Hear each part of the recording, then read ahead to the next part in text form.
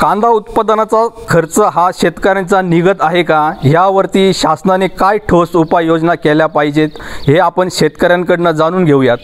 खरं तर आता मुळात उत्पादन खर्च निघणं अवघड होऊन गेलं आहे। एकरी साधारण 90 ते 1 लाख रुपये खर्च येतो।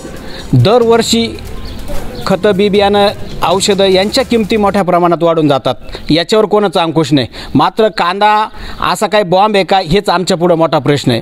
कांद्याचे 2 पैसे वाढले तर सरकारच्या पोटात गोळा उठतो। ज्यावेळेस भाव वाढतात त्यावेळेस एक्सपोर्ट सरकार करतं। NCL ही जी कंपनी होती मागच्या वर्षी त्यांना टेंडर दिलं, त्यांनी एक्सपोर्ट केला, त्यांनी पैसे कमवले। त्यानंतर नाफेडने कांदा घेऊन ठेवला, त्यांनी ते पैसे कमवले। त्याच्यामध्ये चांगला कांदा हा मार्केटमध्ये विकला, निकृष्ट दर्जाचा ग्राहकांना दिला, म्हणजे त्याच्यातही त्यांनी मोठ्या प्रमाणात नफा कमावला।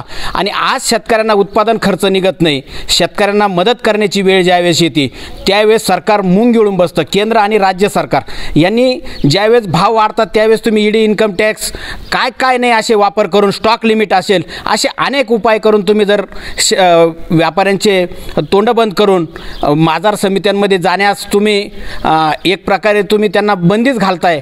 मग आता जर शेतकऱ्यांना उत्पादन खर्च निघत नाही तर मग तुमचं दायित्व आहे का शेतकऱ्यांना 2 पैसे मिळतील यासाठी काय केलं पाहिजे। म्हणून तुम्ही आत्ता तरी निर्यातीला कशी चालना देता येईल, निर्यात एक्सपोर्ट भारतातून बाहेर कसा माल जाईल, यासाठी काय तुम्हाला अनुदान देऊन कसा आपला भारतातून माल जास्तीत जास्त जाईल।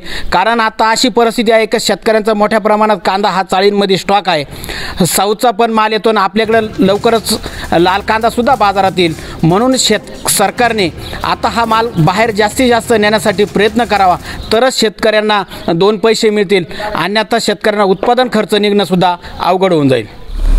कॅमेरामन राज रत्नसह रवींद्र जाधव, 24/7 न्यूज, नाशिक।